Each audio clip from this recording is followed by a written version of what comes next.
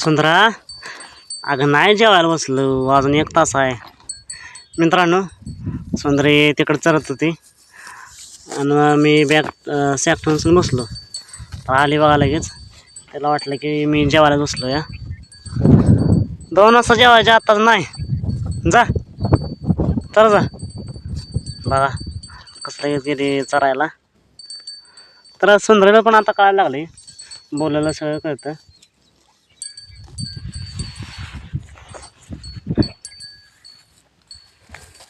जेवायला बसलं की चपातीसाठी रोज येते आणि इतर वेळी पण असं सॅक ठेवून बसलो की तिला वाटतं जेवायला बसलो आणि लगेच येते.